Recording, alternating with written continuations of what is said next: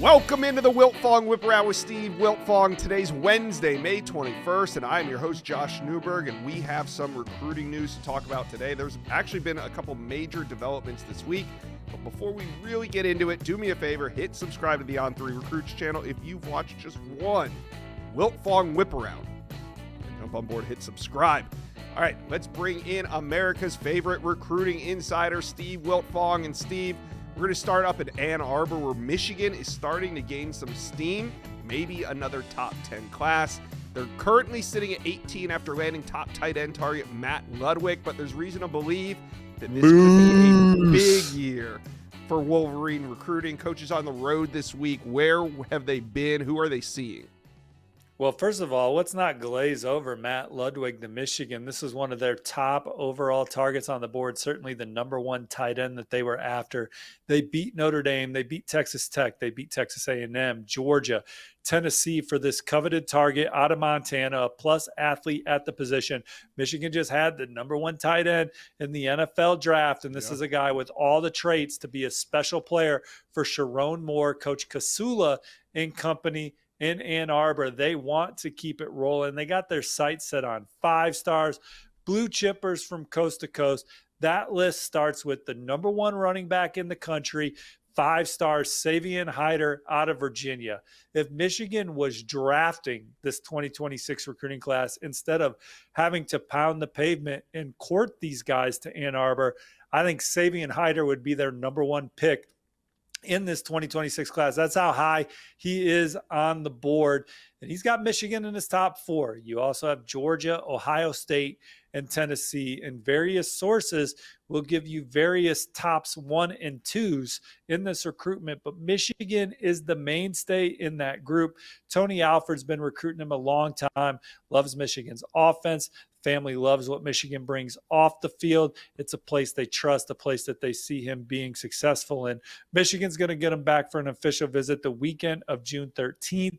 It's going to be tight down the stretch. The official visits are going to be key in the Savion Hyder sweepstakes, but Michigan is still very much a front runner there. They also got their hands in the mix for a couple outed running backs. Amari Latimer, an odd 300 recruit out of the Peach State. Michigan has looked like the favorite there at various points in his process. And they just offered Carson Baker, 200 pounds, sub-11 speed in the 100-meter dash, one of the fastest running backs in the land. Michigan looking to make a move there, get him on campus. Those other 5 stars mentioned, you have Carter Meadows, edge rusher from Washington, D.C., Gonzaga. He's got Michigan in his Final 4 with Penn State, Ohio State, and South Carolina. He's a 3.9 student. He is an electric pass rushing type, terrific basketball player, all the traits. Michigan is a school tailor-made for him. He's had a great visit there in the spring. Him and his family love the Wolverines. These officials will also be crucial, but I like where Michigan stands for Carter Meadows going into the final chapter of his recruitment, which is the official visits.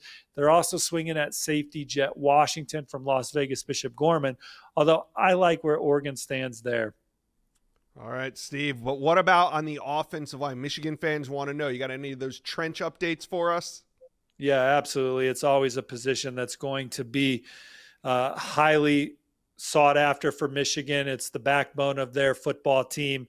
They already have one big recruiting win this cycle, Bear McWhorter out of the Peach State. They beat Alabama, among others, for him.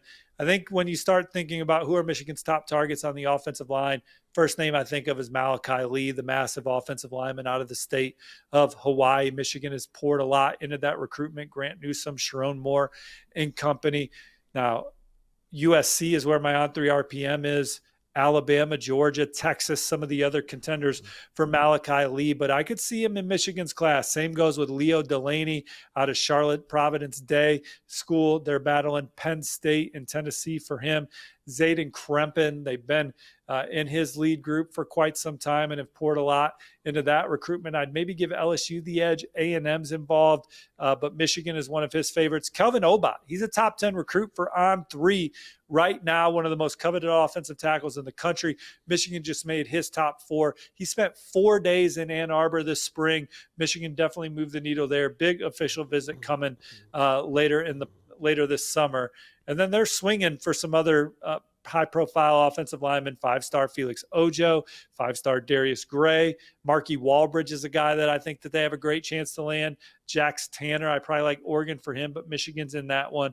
And they're still swinging at John Turntine, another Lone Star State target. All right, Michigan fans, what do you think? Top 10 class, top 5? Let us know. Comment section below. All right, Steve, let's talk a little Georgia Bulldog recruiting. Kirby Smart held his annual scavenger hunt over the weekend, and it sounds like things are heating up in Athens. Yeah, Josh, when you start thinking about all the guys that Georgia had on campus for the scavenger hunt and who they could land in this 2026 class, as they pursue a 10th straight top 3 recruiting class. That would be every year since Kirby Smart has been the head coach at Georgia. They've had a top 3 class. They sit at number 7 nationally right now after landing Jared Curtis. They had on 300 athlete Ryan Mosley back at Georgia this past weekend. I think they lead for him. Still feel good about that on 3 RPM. An unofficial visitor that I would give Georgia the edge to, but Alabama's got ties to the high school too, is Kamari Brooks. He had another great visit, feels at home around the coaches and players, knows just about everybody on staff. He'll be back for his official visit this summer. Shadarius Tootle, new on 3 RPM. Yeah. He's committed to Auburn, but says Georgia's his leader. Now, Michigan's another program battle, and there's some others in play, Florida States of the world. But Georgia has the momentum for 4-star linebacker Shadarius Tootle. And I have an old on 3 RPM in favor of Georgia for Carter Lucky. I still feel good about the defensive lineman ending up at Georgia. Some other guys that Georgia's going to have an excellent chance with moving forward. Nick Abrams, 4-star linebacker from the state of Virginia. He's got upcoming officials to Michigan, Oregon, and Alabama, but I think Georgia really set the tone going into those visits. And then 4-star receiver Tyron Wortham. He's currently committed to UCF, but visited Georgia, expected back at Georgia for his official visit, not this weekend, but next weekend. Bulldogs could be trending there as well. All right. Now, they also had a 5-star offensive lineman, Darius Gray, on campus, who you have predicted to LSU. He's currently uncommitted. How do you feel about your prediction coming out of this weekend? I'm still with LSU. I still think South Carolina is right there with the Tigers, but I do think Georgia gave him a lot to think about. I mean, Darius Gray gave the quote, "Coach Smart will die for his players." Don't find that often, he said, ! And look, Kirby Smart always definitely comes across as a player's coach. He's fantastic in those settings, the way Georgia's produced offensive linemen. I think they gave him a lot to think about. Clemson, Ohio State, Michigan, LSU, South Carolina, some other programs that he's going to visit moving forward along with Tennessee. All right, Georgia fans, tell us what you thought about Georgia's big visit weekend. Comment section below. Let's talk a little Florida Gator recruiting. Head down to Gainesville, where the Gators had a huge official visit weekend. Won't be the last one, Steve. They're going to have some big ones over the summer, but tell us what you learned from this past weekend. Well, the top player on campus was Felix Ojo, number 4 player in the land per the On3 industry, number 1 recruit out of Texas. This was his second visit to Florida this calendar year, and he said if you didn't think Florida was a contender, you have to think that they are now. Really loved the God-centered program. Talked about how they're going to use him on offense, how they're going to develop players. He really enjoyed being around Gainesville. Texas, the favorite, in my opinion. Ohio State, the biggest challenger.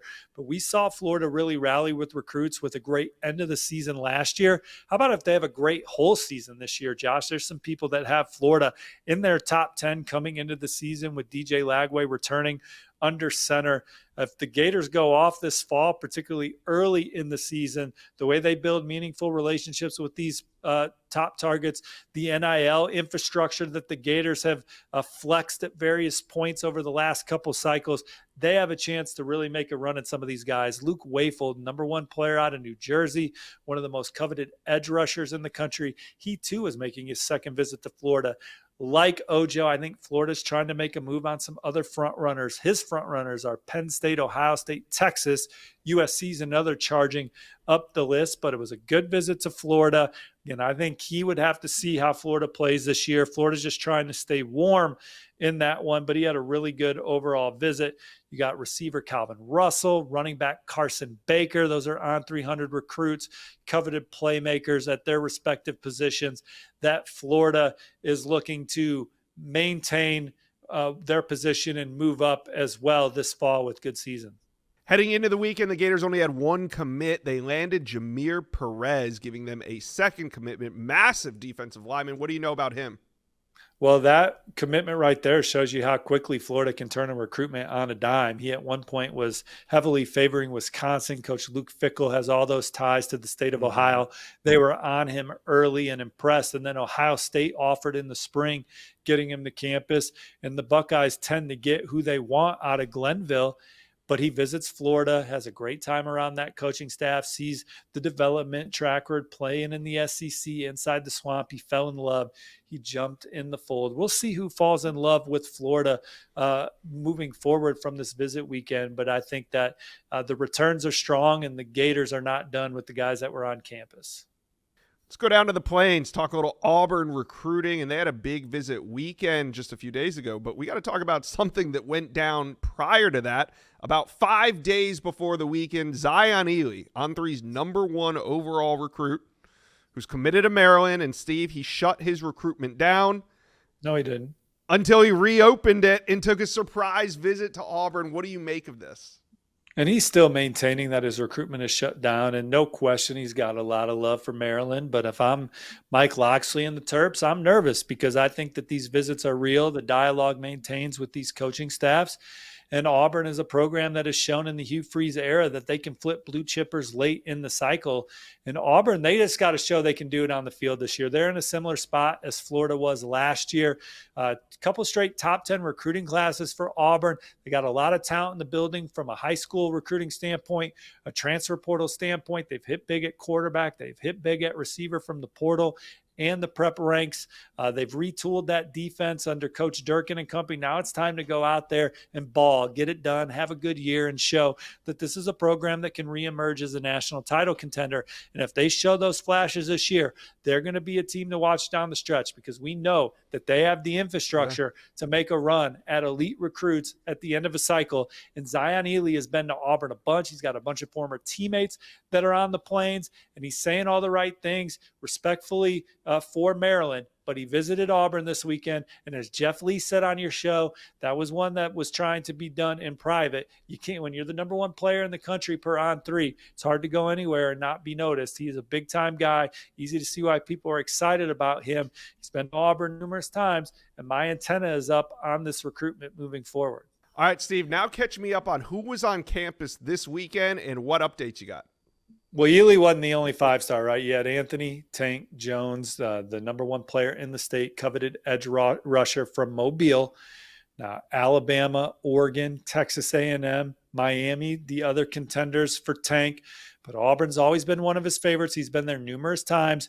This visit, he was able to get around more of the academic side, more of the off-field personnel, nutrition, guys that really help the Auburn football players on a day-to-day basis. But one of the big things that Anthony Tank Jones and his family took away from the visit was some of the Auburn football players that came back over the weekend to spend time with him, show him how important he is to the program, how they want him to play there, come in and push the room moving forward. So Auburn, good official visit there. I would imagine he comes back to campus in an unofficial capacity at some point. The #5 edge rusher in the country is Bryce Perry Wright out of Buford, Georgia. He had a really good visit, felt like he could fit into Auburn's defense. Another coveted edge rusher that they had on campus was Trenton Henderson. They had two of their top running back targets there at the same time, Derek Cooper and Jay Lamar. They were looking to make up ground on for both. With Cooper, you got Georgia, Miami, and Ohio State. For Lamar, Clemson's the program that's the perceived favorite. But I think Auburn set the tone of what an official visit should look like. Auburn's the On3 RPM favorite for offensive lineman Dalton Toothman. I still feel good about where the Tigers stand there. They're making a move for Florida offensive lineman Deron Parks, who had an amazing official visit. And then Adam Balogun Ali is a linebacker that's super high on their board that had a great defense, pointed to the trust he has in Coach DJ Durkin in that scheme to get the best out of their second-level defenders. CJ Hester on 300 safety from Cocoa, Florida. He'd been looking forward to this visit for a long time, had a really good time, loves the trajectory of the program. Now, Florida's where my On3 RPM's at, but Auburn's given him a lot to think about. Same goes with Michigan cornerback commit Brody Jennings, a 4-star recruit from Florida. He's keeping a lot of schools warm, including Auburn. Let's talk a little Penn State. Steve, we've been talking about the Nittany Lions more and more on this program, and I don't think we're going to stop because you put in some new predictions. What do you got? Well, Penn State, they have the number 11 ranked recruiting class in the country per the On3 industry coming off that Final Four appearance. They are arguably the top team in the country coming into the season, particularly with what they bring back on offense. It was a great recruiting weekend. They got a great chance to land a lot of these guys that were on campus, and that starts with the number 4 cornerback in the country per On3, Kerry Adams. He's made numerous visits to Penn State throughout his process. He tells me that Penn State has set the bar moving forward in his recruitment. The only pause I have on making a prediction for the Nittany Lions right now is that I think they are only a hair ahead of Notre Dame right now, and Notre Dame still has their official visit in play, but Penn State doing all the right things from a schematic standpoint, development standpoint, infrastructure standpoint. He had a great visit to Penn State over the weekend, and the Nittany Lions are in the lead. They got to hold off Notre Dame. They got to hold off Oregon to ultimately land one of their most prized targets. Joey O'Brien, one of the most coveted safeties in the land. Similar deal. Notre Dame, Oregon, Penn State are the front runners, and each visit has really resonated with him. Had a great visit to Oregon a couple weeks ago, great visit to Notre Dame earlier in the spring. Those are the top 3. Penn State's recruiting him as a two-way player. He loved being on campus for his official visit. The plan they have for him as a two-way guy, being around Coach Franklin and that staff, playing in state, how much Penn State is invested in that recruitment. A lot of things are standing out to Joey O'Brien as he continues through his process. A guy that wasn't on, or let's stay with who was on campus. 4-star cornerback Dorian Barney out of Carrollton, Georgia, took his official visit over the weekend, a return trip to Happy Valley.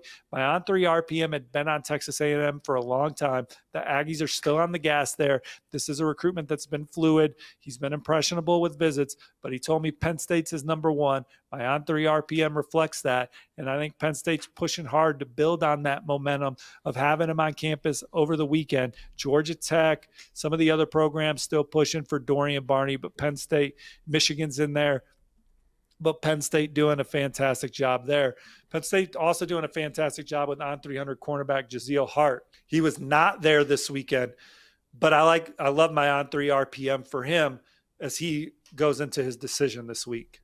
All right, Steve, we're going to play a little game. It's called Stick or Flip. I think we're at a good time of year where I can start asking you these questions, and you know, your opinion could change, but I just want to see where it's at right now. There's some top names that are committed. I'm going to ask you real simple. Are they going to stick or are they going to flip? Here we go. We'll start with offensive tackle Jackson Cantwell. I know he just committed, but what do you think? Stick or flip? Stick. I think the relationship with Miami staff, how hard they recruited him, in the infrastructure, a lot of infrastructure. He's going to stick. Right. So we got to stick there. All right. There's a real contract. There's a real contract with that one. Okay. Makes sense. Zion, and I was just getting you warmed up for this one. On3's number 1 recruit, Zion Ely, committed to Maryland. I think he'll ultimately flip. Simple. Just based on over 20 years of covering recruiting. Yeah, I agree. We've seen this story before. Speaking of that, let's talk about 5-star quarterback Keyshawn Henderson. He's committed to Houston. Stick or flip? Stick. I think now he has shown a lot of loyalty to Houston. Now with that, there is dialogue with other coaches under the umbrella of these coaches move around. I want to have these relationships. Sometimes they move to the NFL. But unlike Zion Ely, who is saying all the right things about Maryland, he took that visit to Auburn, opens up an opportunity to take a visit elsewhere. And sometimes these young men, it's lucrative to take visits. So we'll see what happens with Zion Ely. But Keyshawn Henderson, the way he's been vocal about Houston and his commitment there, until I see some movement outside of just conversations, I got him in the stick category. All right. Elite wide receiver Chris Henry Jr., he's committed to Ohio State. Stick or flip? Stick. Yeah. And this, your answer might have been different about 6-7 weeks ago before he shut it all down. Yeah, there was some Oregon smoke coming on there, but Ohio State has been in those waters before. Most of the times they dock the ship, certainly massive ships like Jeremiah Smith. Every once in a while they lose one, like a Jeremiah McClellan, but they've docked Chris Henry. He looks like he's sticking with Ohio State, and a lot of that just has to do with the comfort with the staff, the program the Buckeyes have, the offense they have, and then just how ready-made their playmakers on the perimeter are for the NFL to not only compete but be one of the best in the NFL right when they get there. Yeah, you almost don't even need to explain why a top wide receiver would choose Ohio State right now. All right, we're moving on. Sticker flip. Offensive tackle Nittany Pepe, who is committed to USC, playing his high school ball at IMG Academy, but he's from California. Sticker flip. Stick. I think USC's done a great job of getting him in the fold with where they're at as a program and where they're at from an infrastructure standpoint. Now, USC has invoked a non-visit rule, so they're going Clemson style. Xavier Griffin, 5-star linebacker from Georgia, they were able to cut through the BS right there because Xavier wants to take his visits, which is his right. He's earned that, but now they don't have to have him. He's not in the class anymore. That's just not hanging over their head. Now, he's an electric pass rusher, second-level defender guy anyone would want. But now USC doesn't have to just go through the motions and fight the fight that they were ultimately going to lose. Nittany Pepe, Miami's going to continue to recruit him, so we'll see what happens. But right now I got him in the stick. All right. Got to ask you about the number one wideout in America. LSU fans, pipe down. I got to ask. Tristan Keys, stick or flip with LSU? Well, I think there's a lot of confidence around Baton Rouge that he'll stick, and they've been up and down on the sticker flip game themselves, right? And Tristan Keys is the most coveted wide receiver in the country. He took a bunch of visits after he committed to LSU. Now, they were previously scheduled trips. Miami, the wide receiver position remains a major focal point for them. He has visited a couple times now. Yeah. They're a program that I'm certainly watching. And then you got Ole Miss, and Texas A&M is another program that'll be juiced up in that recruitment. So LSU's going to have to battle to keep him. He's always loved the Tigers, what they've done historically at the position, the coaches they have on staff now, the offense, how he feels in Baton Rouge, the closeness to home. But there's programs that are going to give them a run and give him a lot to think about. Now, the next name I'm going to mention, don't pay attention to what he's done. Pay attention to what he's going to do. We're talking about linebacker, 5-star linebacker, Isaiah Williams, currently committed to Ole Miss. Stick or flip? Flip. I told you, don't pay attention to what he's done already. Look, he has great dialogue with these coaches. Obviously, the visits have been so impressionable for him. He is an electric player with unbelievable upside with the length and frame he has. And so these programs are going to recruit him to the finish line. Games are going to be played this fall. More guys are going to be competing for Butkus Award. Like, all this stuff is going to come in there. And he is just not wired to shut it down, which is fine. You only get to go through this process once. And if I'm Ole Miss, I mean, you can't say no, but it's like, dude, you want to wait till December? Yeah. Isaiah Williams on his 5th commitment currently with Ole Miss. So for a 2-point bonus, ultimately, where do you think he'll sign? I'll go Georgia. No, I don't know if that'll be the one, just because I talked to someone this week, and now they're not going to go away on him, and they'll certainly be a program that is always in the mix. Could he go back to one of the other schools he was committed to? I think that's maybe possible. Florida. Yeah, Texas. Texas is going to be real interesting, from Xavier Griffin to Isaiah Williams. We know Texas can play big boy recruiting in this new era. And there are times where, like, Jonah Williams was not going to Texas. They got it done. Right. Justice Terry was not going to Texas. They got it done. They're going to get it done. For Ryan Wingo almost flipped to Missouri. They got it done. They're going to get it done with some people this cycle. And it could be some of the guys we were just talking about. Okay. One more. We're dipping into the quarterback position. Quarterback Jaden O'Neal committed to Oklahoma. Stick or flip? My gut says flip for a number of reasons. First and foremost, Oklahoma's obviously all in on Bo Bentley. Now, that is not a given that they're going to land him, because LSU is very much a contender. Yeah. But just the way it's kind of played out, I think, and maybe it's already happened, but I think you almost have to re-recruit Jaden O'Neal if you're Oklahoma and be I agree. Yeah. So that's where I'm at with it. And Yeah, there's you other got some programs fences to mend there. that have just been very genuine all the way through. And so they got a shot, right?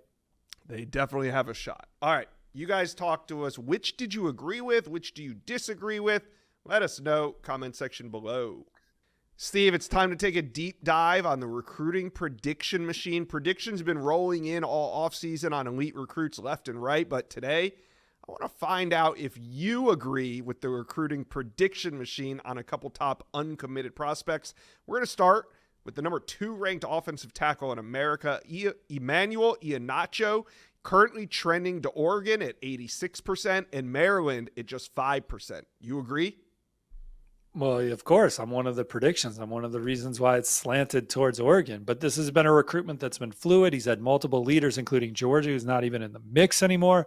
So LSU is certainly a front runner for him. We'll see what they can do in this recruitment. Alabama, Auburn are in play. Maryland so would you maybe have favorite. LSU ahead of Maryland at more than 5%? I think the top 3 is Oregon, then LSU, then Penn State right now. Okay. All right. Let's move on. Felix Ojo. Now, these are going to increasingly get a little bit harder. This one, another relatively easy one, I think. 5-star offensive tackle Felix Ojo out of the state of Texas, trending 90% to Texas, 2% to Oklahoma. Well, I'm one of the predictions for Texas, so that's why it's slanted so big. But Ohio State is definitely a player in that one. He's had 2 really good visits to Florida. Oklahoma and Michigan are also in play. All right.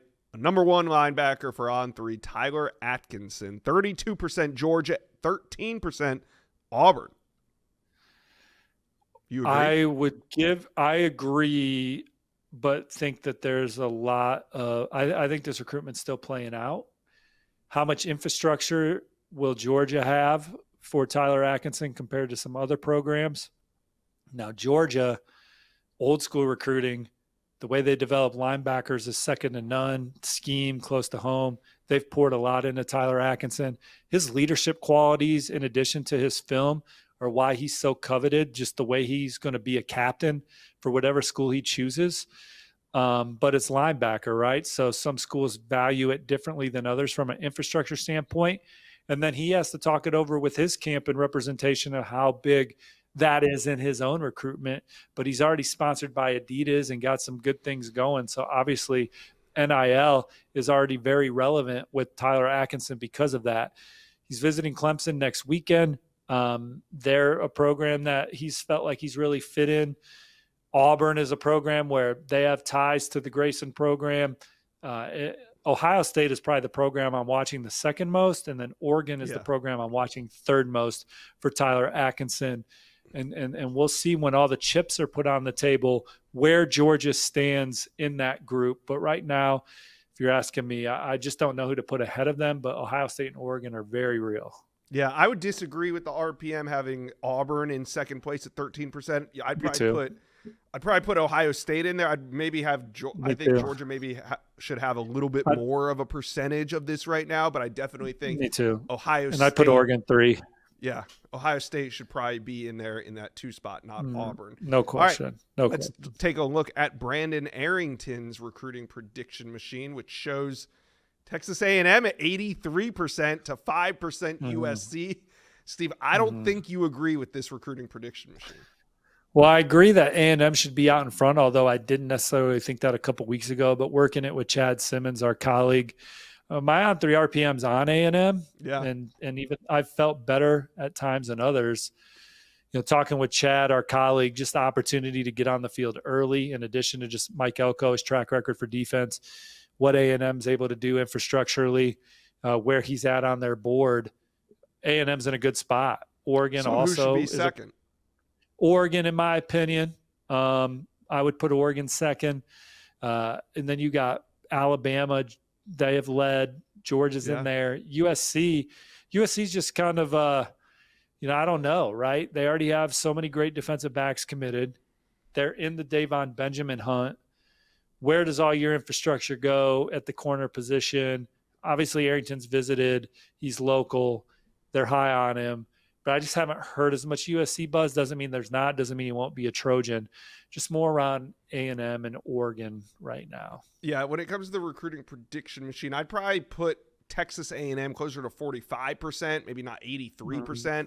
And then I'd probably have Oregon second, but these are, you're right, it's so close between Oregon, USC, and Alabama. I mean, that's two A, 2B, and 2C basically right there for Brandon Arrington, who's set to decide July 5th. So we'll keep an eye on that one. All right, moving on. Number one running back Savion Hyder currently trending to Ohio State at 27% and Georgia at 24%. If you asked me this about 2 or 3 months ago, I would have Michigan at maybe 90%, but where are the Wolverines? Do you agree with this recruiting prediction? No, but it's very close. I would give Michigan the slightest a percentage point lead for Savion Hyder right now because he's the number one player on their board, regardless of position. And we know Michigan can flex infrastructurally. I don't think they've even put that complete package together right now. I think a guy like Savion Hyder right now comes in under $1 million before his official visits. I think he can come out of his official visits over $1 million a year. So I think Michigan loves him and what they can do on and off the field when they want to is very exciting. Just their offense, relationships with the staff, the program itself, the alumni. I mean, Savion Hyder is as well-rounded a recruit as there is in the country. And I think Michigan checks all the boxes for him. That doesn't say others don't, but I just think they love him. The other schools love him too, but I don't know if he's the number one draft pick for the other 3 schools, right? And then you got Ohio State, certainly had a great visit this spring. They just had 2 running backs drafted. He's kind of called them RBU. He went back to Ezekiel Elliott. I would put them second, but a source yesterday said they would put Tennessee second. I think there's confidence around Athens. I think I would put them 4th going into the officials just for some little things that that they're not as buttoned up off the field with their players as some of the other programs are as being in the news. So that's the way I see that one coming into the summer, but he's got a lot of love for all 4. These official visits are going to be big. There's different reasons why each of them stand out, but that in a nutshell is why I give the slightest of edges to Michigan, but that's me giving educated guesses on it. He may have a leader that's not Michigan right now, and he's just not saying it, and he's going into his officials comparing the other 3 to that program. I got you. All right, let's move on to elite tight end Mark Bowman out of California, Mater Dei High School, 66% to Texas, showing on the recruiting prediction machine. In the second spot is Georgia with 26%. Kind of agree with this. What about you? Well, I would flip those schools and then tighten the percentages. Okay. But Georgia, how much infrastructure are they going to pour into this one? Where does Caden Prothero end up? They already have Lincoln Keys committed, who they love. So there's some moving parts with Georgia, but I think that Georgia, what they've done with tight ends, what they did with Brock Bowers, the offense, the emphasis on the tight end position, the way he's fit in. He's been to the last 2 G days. Like, he spent a lot of time at Georgia. Infrastructure, man, because we know Texas. Look, and Texas got a lot to sell too. Their tight end, very prominent in the offense. Sarkisian, the history, the program's on the rise. They're competing for national titles too. And then we know they can bang when they have to from an infrastructure standpoint. Those are the 2 I'm looking at the hardest. Just had a good visit to Ole Miss. USC's doing all they can to continue to make a move there, and we know that they're not bringing knives to gunfights for NIL things, and then Oregon's in play too. But I would give Georgia the slightest percentage points over Texas right now, knowing that it's close and the scale can continue to maneuver. All right, 2 more, and they're good ones. We'll go with linebacker Xavier Griffin. And the recruiting prediction machine is still not caught up to his decommitment. It's showing USC at 89% and Bama at 2%. So obviously we disagree. So what do you think this recruiting machine should be showing? Well, so it's kind of a similar deal as Tyler Atkinson, right? But Bama instead of Georgia. Family ties to Tuscaloosa, loves the coaching staff, loves his fit, loves the people around the program. Spent a lot of time talking to Alabama while he was committed to USC. But this is a young man that's going to command a good chunk of infrastructure. And I think that there are some other schools that look a little scarier, that other schools with more of a track record of winning those kinds of recruitments, Texas, Ohio State. So we'll see where Alabama fits in. All right, the last player is elite wide receiver Calvin Russell. This is a tough one because his recruitment is so hard to get a grip on, but the recruiting prediction machine shows the Canes not 29%. Sorry, Miami at 29%, with the Florida Gators right behind him at 21%. You agree here? I don't think I agree, but could see Miami landing him, and he is – as Miami pushes towards the top 5 class after landing Cantwell. I think if you were like Mario, Coach Cristobal, staff, who do you want to add to this class? You can pick 2. They would pick Calvin Russell and Derek Cooper, local guys. Yeah. But you hear a lot of LSU, you hear a lot of Oregon, Syracuse with Calvin Russell. Yeah. Florida just had him on campus. His mom played basketball at Miami, but she does not want her son to pick the Hurricanes based on family ties and being a legacy recruit. Like, you got to go out and show him that you love him, for his own journey. And then that's the best place for him, for himself, because he's living his own life. She lived her life. Right. So you got that going on. And so I don't know. I could see him at Miami because I just know how much they're going to pour into that recruitment from a relationship standpoint and other things down the stretch. Yeah. But would I put Florida second? I don't know that I would, even though he was just there this weekend. I don't know. We'll see, man. All right. Those are the current percentages. You guys let us know, which ones do you agree with? Which ones do you disagree with? There's currently 3 quarterbacks uncommitted in the top 10 after Jared Curtis came off the board about 2 weeks ago. We haven't seen another quarterback in the top 10 commit, but it seems like we're getting close. So, Steve, I want to talk a little quarterback dominoes with you, starting with 5-star quarterback Ryder Lyons. After Jared Curtis picked Georgia, you promptly put in that pick for the Oregon Ducks. But since then, what's been going on with Ryder Lyons, his commitment, and when do you think this is all going to go down? Well, certainly all the top contenders continue to push for him. I haven't heard anything different on who the front runner is. I still like my prediction for Oregon, but definitely not sleeping on BYU. I think USC would need to make up ground on both of them. And you have Michigan and Ohio State and Ole Miss still in play, programs that he has visited, that he's keen on, where he sees he could be very successful. But Oregon's been recruiting him for 3 years, led by Will Stein. He's spent a lot. I think he's visited Folsom High close to 10 times now. And he loves the offense, what they've done with quarterbacks, the fit there. I like where Oregon stands. Can BYU change that? Certainly. And then it's up to the others to make up the ground on those 2. All right, so Ryder Lyons, the number 5 ranked quarterback. So we'll move to number 6. He's uncommitted. Landon Duckworth, one-time South Carolina commitment, 6'3", 190 out of Jackson, Alabama, and his recruitment is now coming into focus. What are you hearing? I still like my on-3 RPM for Ole Miss, but South Carolina, Lenoris Sellers, same style player, going to be a Heisman candidate. They're pouring a lot into that recruitment. Can they get them back in the fold? They're a team to watch. So, but I like my Ole Miss prediction. North Carolina, some of the others, Florida State in there for Landon Duckworth, but I'm with Ole Miss right now. All right, and then we have the 3rd uncommitted in the top 10. We're sitting there at number 7, Bo Bentley out of Salina, Texas, and he recently narrowed that list of offers down to a final 2. We have LSU and Oklahoma. Steve, how do you read it? Yeah, reported this week he's taking his first official visit to LSU next weekend. Then he goes to Oklahoma. Then he'll look to make a decision. At one point when the Sooners offered, it looked like it was going to be a slam dunk for OU to land him. He's a longtime Oklahoma fan. He's visited twice this year. They bring in Coach Arbuckle. He was his first offer at the position. What he's done with John Mateer.